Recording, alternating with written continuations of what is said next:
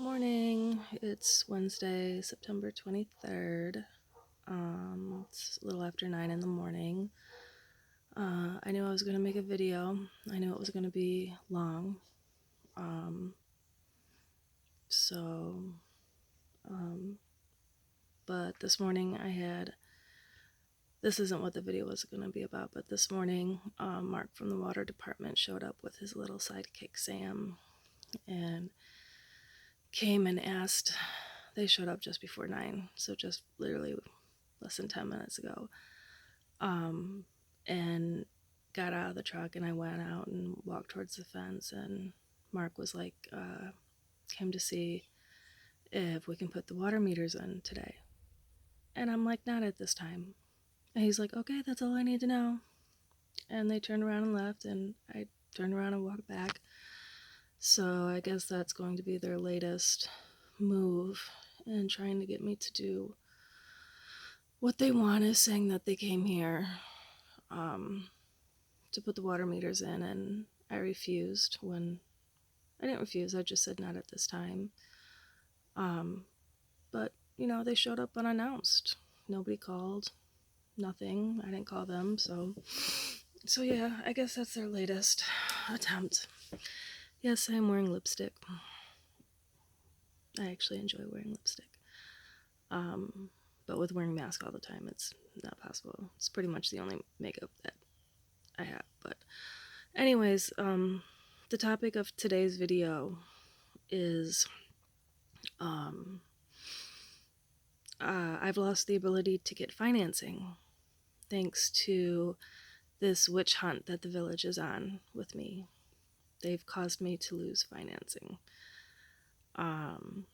So that's what the video is about, and it's going to be long because I'm going to have to tell you exactly what led up to this, and so I have to go back a little ways.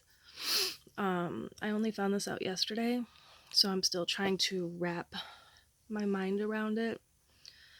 I'm frustrated. I'm angry. I'm gonna try not to lose my temper. I'm gonna try not to use profanity. That's a big try.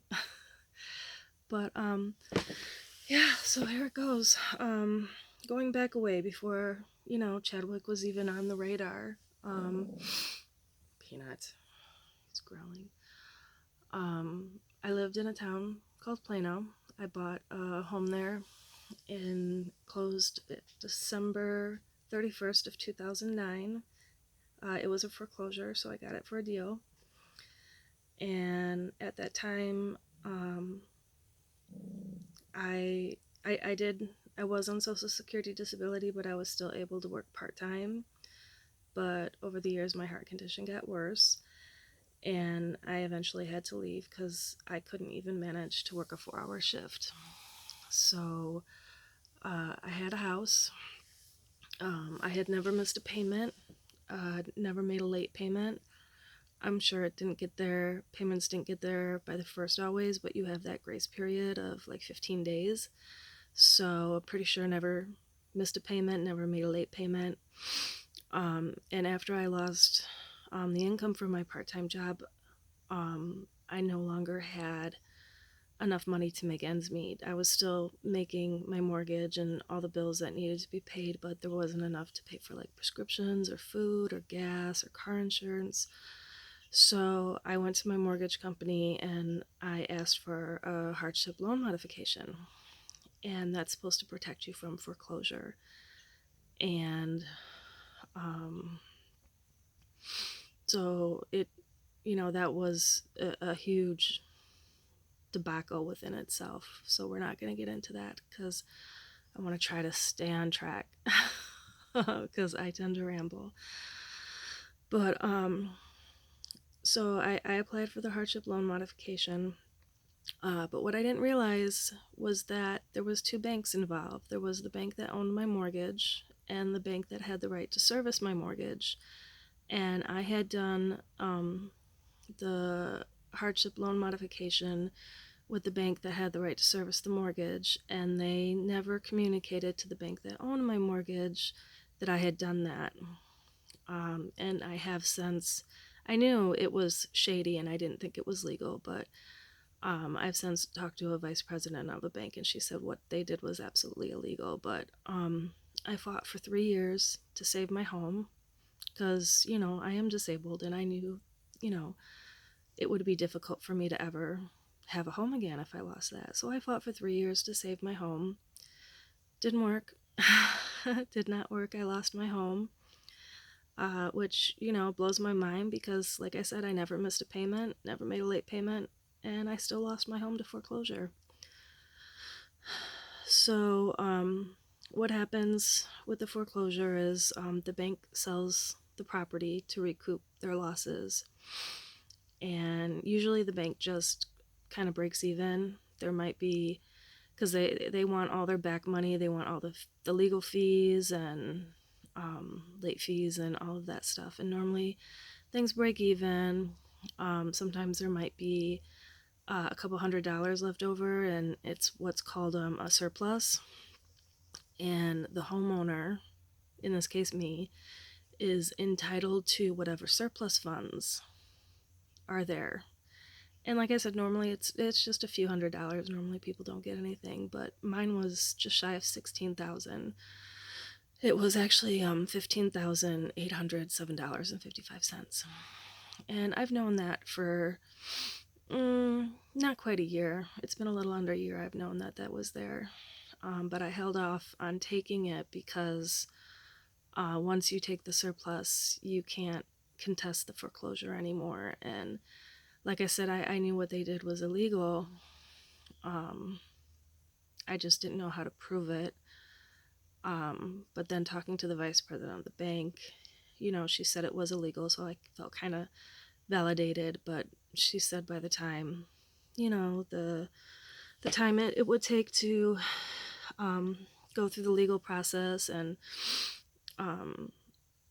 fees and everything, that I'd walk away with nothing. So I decided to cash it out, and I went on Monday to cash it out, and I thought I was going to get a check Monday for the just shy of 16,000, but it doesn't work that way anymore since COVID. So it's going to be a couple weeks. And so and some of you may be shocked, like, I can't believe she's sharing this information, but they're court records. It's a matter of public record. Anybody can do a search. I'm not hiding anything. I use my real name on social media. I've talked about where I live. All you gotta do is search. If you know how to do an internet search, you're gonna find my foreclosure, and it's gonna say all of this. So I'm not putting anything out there that isn't already in the public domain. So I did consider last night whether it would be wise to talk about that, but I figured, like I said, it's out there in the public domain, so not really too worried about it. But yeah, just shy of 16,000, and that was my plan for getting the house rehabbed. I needed the money to pay down my debt. It'll pay most of my debt off. There might be a little bit up from my credit cards, and then just what's left on the shed, which I think, will the shed be paid off this year or next year? I'm not sure, but it will pay off all my debt, which will pretty much erase the issues with my debt to income ratio with the bank. So it would allow me to get a construction loan to do the repairs, and it would have put me right on my 2-year mark for getting the house rehabbed. I knew I was going to need time to get my finances together. With getting the money now, it put me a little ahead, actually, because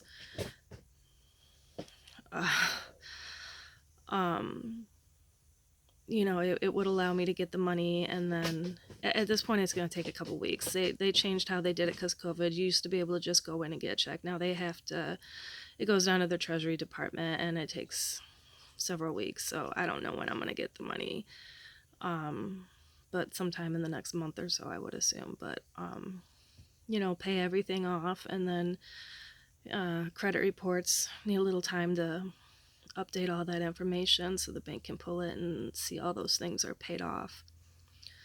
And then I could start the process of getting a construction loan and using the house as collateral.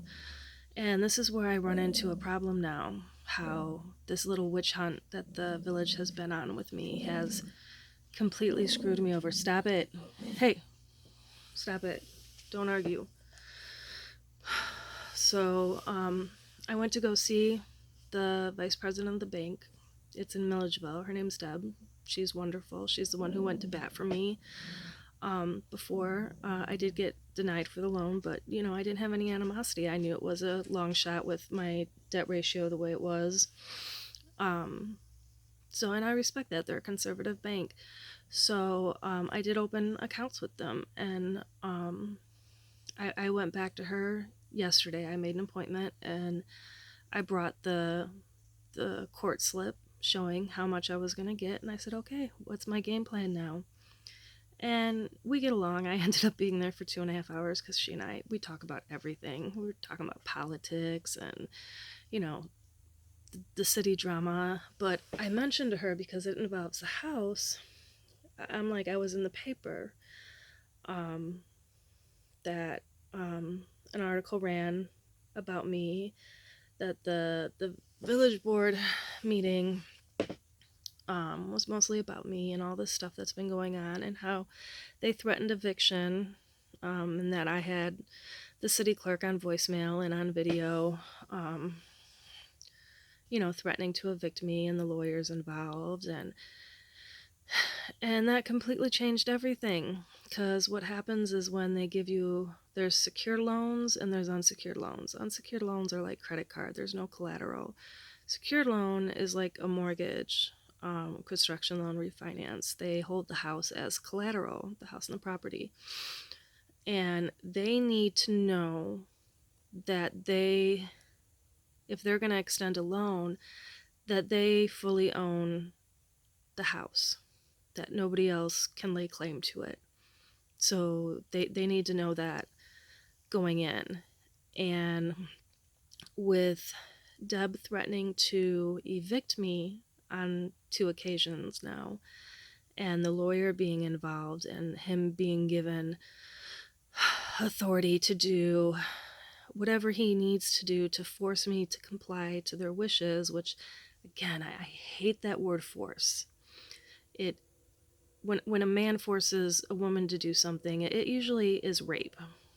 He forces her to have sex. That's what I see. That's why I have such a problem with the use of the word force that the board members use.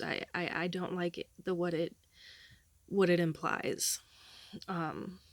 Because like I said before, when somebody forces you to do something, you're generally doing something against your will that you don't want to do.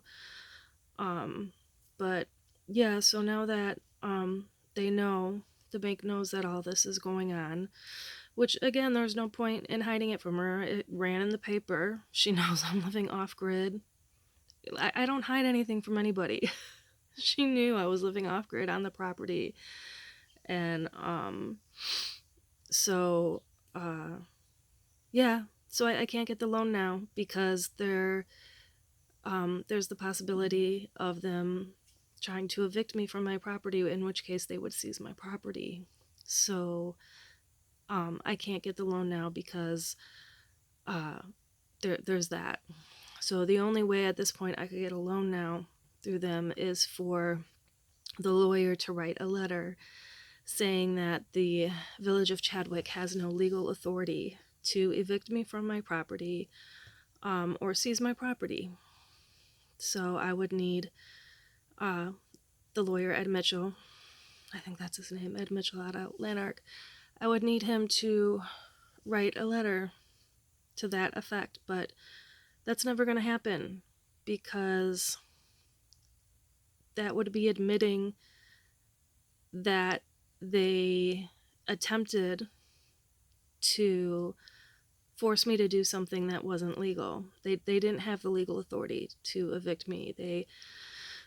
They assumed that if they threw that word around, that they could intimidate me and scare me into doing what they wanted me to do, that I wouldn't question it, that I would just turn the water on and just, bend over and take it up the ass from them.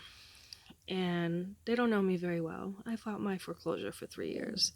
I have no intention of backing down. I didn't do anything wrong. I checked with everybody. I'm not the one who's done anything wrong. If I was, I would admit it and I would fix it, because that's the kind of person I am. So so I would need a letter from Ed saying that the village has no authority to evict me, and I'm never going to get it, which means I'm not going to get the loan. And it's kind of funny, it's kind of ironic, because all this started, I think it's pretty much one board member. It started with one board member and her neighbor complaining. There was only one person in this town who knew for a fact that I was using a composting toilet, and only one person in this town who knew I wanted to build compost bins, and it's the neighbor of one of the board members. And it was actually her husband that is the sidekick for the guy in the water department. But so I'm thinking this started, and I could be wrong, and I admit that I could be wrong. I don't know. They won't tell me who started this. But I have a feeling it started with one board member, and then it just snowballed. And now they can't back down because, they're stuck in. And, but it's kind of, it's just kind of ironic, because the one thing they want is for me to get out of the shed and get the house rehabbed and be living in the house.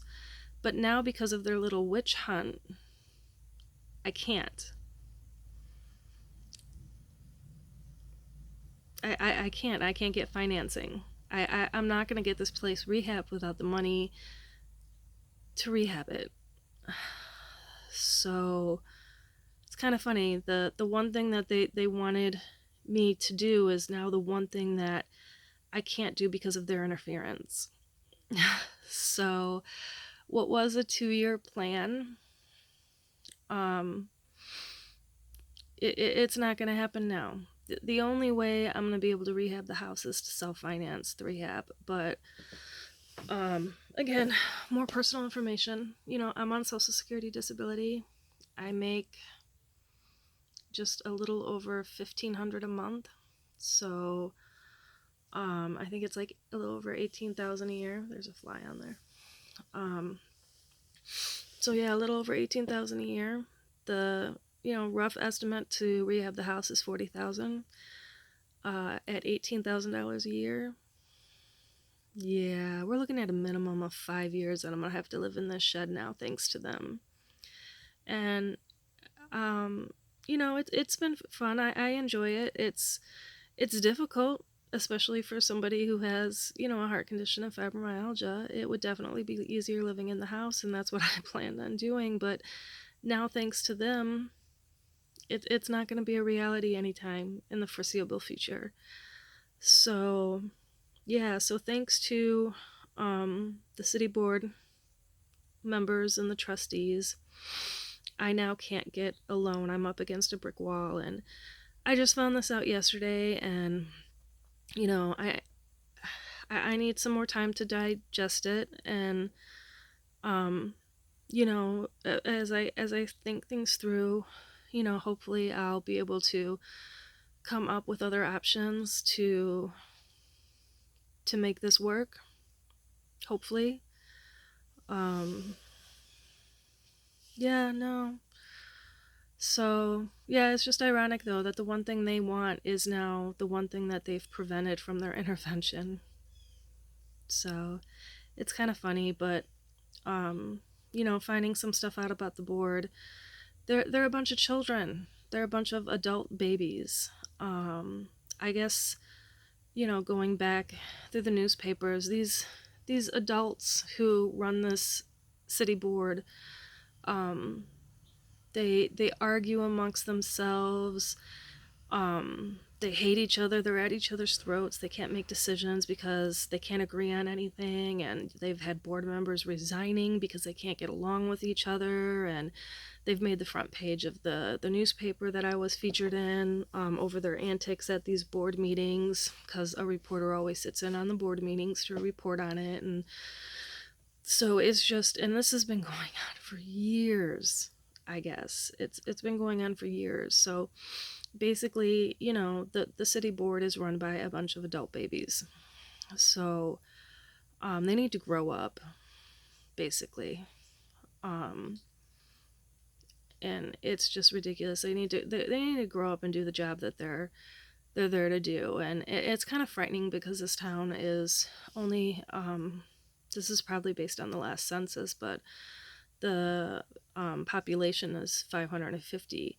And if local government can't function at this level, it's rather terrifying to think about what's happening at state and federal level. But yeah, so they're a bunch of adult babies who can't seem to make a decision, and they can't seem to get along with one another. So yeah, that's what I'm up against, is a bunch of adult babies on a witch hunt that, yeah,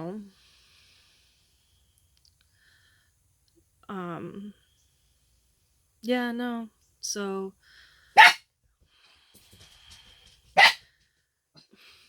I don't really know what's going to happen. I need to give it some time, think some things through. I'm going to send this to the lawyer. Well, I'm going to post it on Facebook first, and then send the link to the lawyer and then the guy at the newspaper.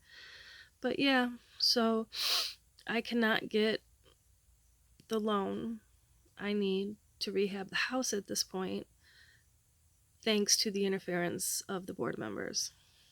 And when I had talked to Ed, well, first I guess I should say that I don't think they have any legal authority to do anything, because if they did, I was supposed to comply with the water thing back on August 20th, and it's now over a month later and they haven't done anything. They don't have the right to evict me from my property. The Illinois statutes and the local statutes, they're very clear. They say that you have to be connected to municipal water sources and you have to be connected to the sewer. The house is, the toilet's connected to the sewer, all the pipes are connected, everything's, set up and ready for, city municipal water to come into the house. All that has to be done is it has to be turned on. So in that aspect, I'm in full compliance. But the statutes or ordinances or whatever they are, although they say you have to be connected, they don't say you have to be turned on. They don't. And I had told Deb that, and she didn't react well. And I told that to the lawyer. And when you get into the legal arena, it's all about how things are worded. And I think that I've probably hit the nail right on the head, because at the board meeting, the lawyer, I guess, he said, that we really don't have any grounds to get her to do. There's nothing in their codes or ordinances or anything that they can do to try to force me to comply. So that's why they haven't done anything, because I called Ed back, the lawyer for the village, back when the article ran last Thursday, and it's Wednesday, almost a week later, and he hasn't even bothered to get in touch with me. So, and I'm guessing that's because he knows that they don't have any recourse. So yeah, if they did, they would have acted by now. But when I had talked to Ed a week ago on Monday before the board meeting, and he had asked me how I was going to get this place rehabbed, and if I even had the financial resources. Excuse me. And I had said in my other video that my first reaction was thinking to myself, how is that any of your business? But, since, I'm open and honest and I wanted to have, good rapport, I told him about the surplus and that I was going to cash it out, and that was the bank and I were either going to do two things. I was either going to pay my debt down, or they were going to hold that money as a CD. So I told him that is how, you know, it will get done, and it will get done in the 2-year time frame like I plan, because it that's a year for me to get my finances under control, and um a year for the house to undergo rehab, because things always take longer than you anticipate. That's just how life is. Contractors, they have other projects, they can't be there. So um I told him the surplus was how I was going to get the money for financing, but now it's not an option because they've basically screwed me over. If they could have just, backed off and minded their own business and just let me do what I'm doing. I'm not doing anything illegal. It's like I said, I made sure before I did any of this that it was okay with Deb. I would not have put the shed on this property, spent the money I did on it, and not make sure it's okay. My insurance knew I did it. Completely honest, they knew I was going to live off grid. I have a video that I sent the lawyer Ed from over a year ago when the shed was delivered, and it's got me you know showing the video footage of the shed being delivered, and it's got me saying that this is going to be my home for the foreseeable future, living off grid here on the property while I rehab the house. So I put it out there in the social realm. Anybody in the world can see those videos, and I've never tried to hide anything that I'm doing. I've always been completely forthright. So, what? Oh, that was a fly. Sorry. Um, that's what you get when you're off grid in farmland. So, with the doors wide open, so the dogs can go in and out. But, yeah, so that's where I am now. I can't get a loan at this point, unless I get a letter from the village lawyer saying that they don't have the authority uh, to evict me from my property or seize my property. And I'm never going to get that letter from the lawyer, because doing that would mean they would have to admit fault, and it would open them up for a civil lawsuit. So, and you can bet your ass that I would nail them to the wall after everything they've put me through. And so if I have to self-finance, that means that I'm probably going to be living in this shed for a minimum of 5 years, which is what they don't want, but it's what it's going to have to be the reality now, thanks to them.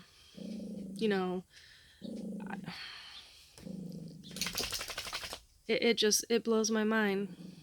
So yeah, and I don't really want to live in this shed for 5 years. If I had been able to get this better set up, where it was a more comfortable situation, where I had solar and wind power, and where I had like a designated like bathhouse, so all of the bathroom stuff could be like in its own area, and a kitchen set up, then it wouldn't be a big deal. But none of that is set up. So yeah. So no money to rehab the house, thanks to the interference of the village of Chadwick. So thank you very much, board members. You have screwed me over. I appreciate your interference, and that is sarcasm, because really I don't. But yeah, a bunch of adult babies running this town, acting like children, going on a witch hunt, decide they don't like someone, so they're going to make their life, difficult, even though that person hasn't done anything legally wrong. Yeah, they're going to make it difficult anyways. And I'm sure the guy from the water department showing up here is somehow they're going to try to use it against me, because I did originally tell the clerk, Deb, and the lawyer that I was willing to have the meters put on the house and pay the water bill. But at this point, after yesterday finding out I can't get a loan, I'm not willing to do that. I'm not willing to make that concession and give the town that. Because if I have to live in this shed now for 5 years or more because they've screwed me out of the ability to get a loan through their actions, I'm not going to give them 1 cent. Why should I pay a water bill on a house that I'm not living in, that I'm not using the water? Why should I do that? Why should I give them that? So no. So yeah, so I'm no longer willing to have the meters put on and have the water turned on. Not turned on. I don't want the water turned on, but I was willing. I put that out there. The lawyer, neither the lawyer or Deb brought that up at the board meeting last time. And I don't know why they didn't bring it up. If they would have acted on it before, I would have a water meter on my house and I'd be paying a water bill already, but I'm not. And at this point now that I can't get a loan, thanks to their meddling in my life, I'm not willing to give it to them. And, I know I'm the new girl.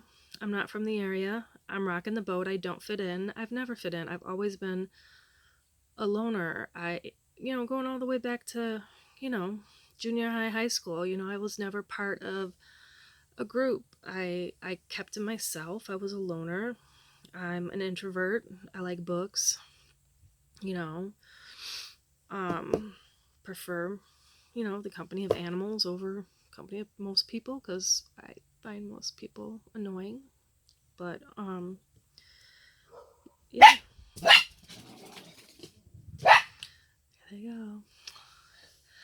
But yeah, so why was I even talking about that? The dogs distracted me.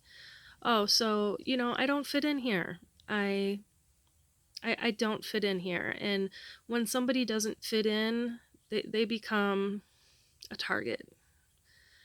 But the only problem is I have no intention of bending over and taking it up the ass from the board members, from the village of Chadwick, from the village lawyer.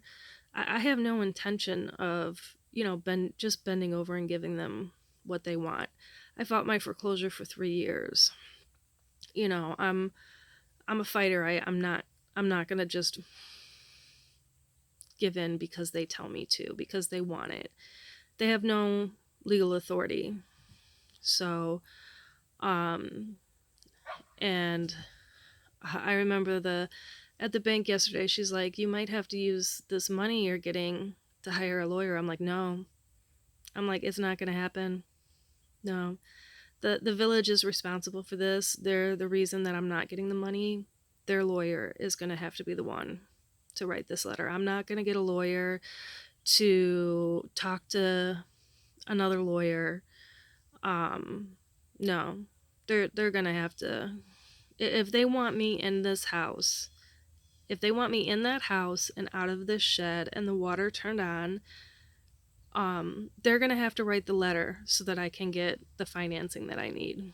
Because they solely them are the ones who are responsible for the fact that I can't get the money now. And I can almost hear, don't assume anything, but I can almost hear Ed's response, because, this is the lawyer, the same guy who told me to go live with a family member or go rent an apartment because I'm on disability, and that I could qualify for a rental. So this is the same guy who said that. So I can I can hear the words coming out of his mouth. I don't know if they would for sure, but I could hear them potentially coming out of his mouth saying, "Go to another bank. Go to another bank and don't say any of this to them." Yeah.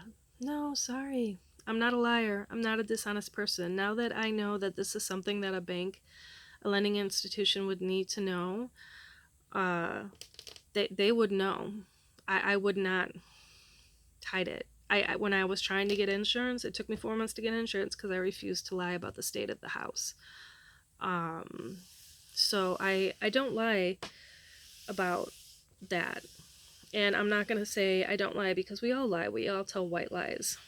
To say that we don't, um, that would be a lie in itself. We all tell white lies. If somebody asks you, does this make my butt look big? The answer, naturally, of course, is no. You look great, you know. So we all tell um, lies. Some of us just aren't willing to admit it. Where I'm willing to admit that if someone were to ask me if this makes my ass look big, no, you look great. Absolutely wonderful. But when it comes to stuff like this, yeah, no, I don't lie. So now that I know that a bank would need to know this information to make the best decision they could make for themselves, because I believe they have the opportunity to do what's best for them, not just do what's best for myself, I would openly tell them that this is going on with the city and allow them to factor that into their decision as to whether they would give me a loan. And it will make getting a loan just as difficult as it was getting homeowners insurance. But you know, that's the kind of person I am. I'm honest. I'm not gonna lie to make things happen. So yeah. So this is already 36 minutes, and I can't even remember if I covered everything that I had wanted to cover. But yeah, so that's where I am now. I can't get the loan I need to make the 2-year timeline on the house. And the reason I cannot get the loan is thanks to the interference of the Village of Chadwick and their board members slash trustees. I don't really understand what they're called, but it is directly thanks to them and from their threats to evict me that I can't get the loan. And getting the loan is what I need to give them what they want. They want me, like I said, they want me out of this shed. They want me in the house. They want me paying my utilities. But now, thanks to their interference, I can't. I'm not going to be in the house anytime soon. You know, where I was going to be in the house in a year, maybe less, now that I have the money I need to pay my debt down, and that would have given me the opportunity to get a construction loan through the bank. I can't. Not without the letter from the village lawyer. And the odds of the village lawyer drafting that letter for me to give to the bank are it's probably nil, because like I said, it would mean them it would open them up to a lawsuit, because it would have to say that no, they didn't have the legal authority to evict me, where I have got the village clerk on voicemail and video threatening to evict me. So if the lawyer writes that they didn't have the legal authority to evict me, then that then the video and voicemail footage that I have proves that the village conducted themselves unethically and did something illegal.